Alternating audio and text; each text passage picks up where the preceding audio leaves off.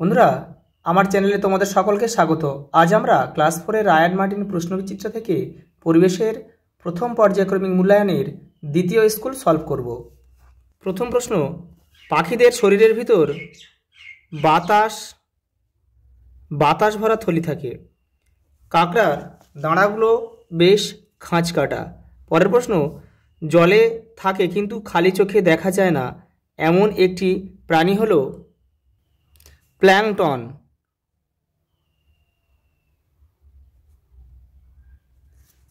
পরের প্রশ্ন, নর্দমায় bleaching powder দিলে একটি গ্যাস বেরোয় ও নাক মুখ জ্বালা করে।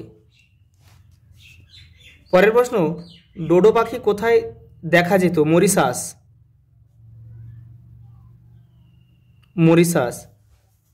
মরিশাস দ্বীপপুঞ্জে।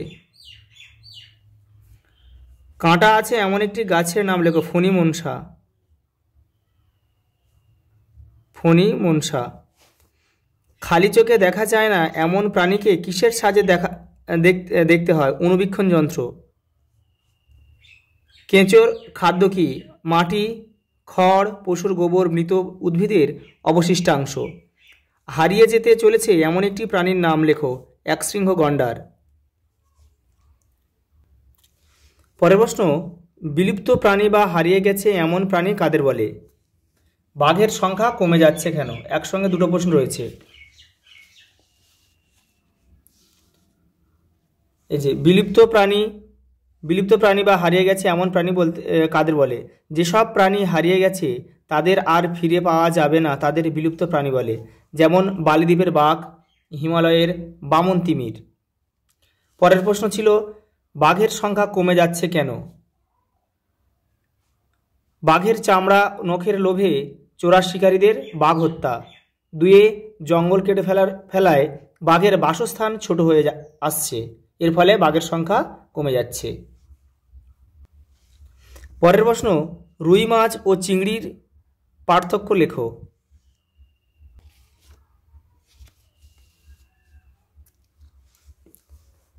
একের দাগে দেখে নাও।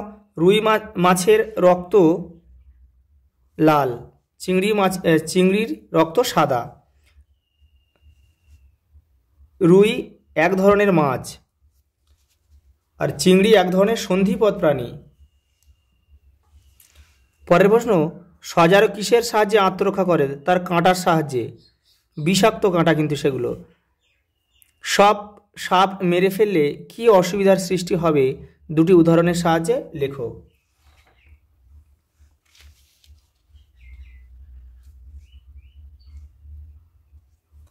বাস্তুতন্ত্রের উপর মারাত্মক প্রভাব পড়বে আর ইঁদুরের সংখ্যা বেড়ে গিয়ে ফসল নষ্ট হবে।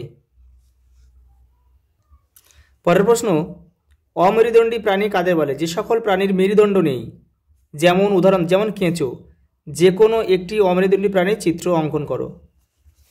তোমরা এটা বই থেকে করবে। আজ এই পর্যন্ত, দেখা হবে পরের দিন।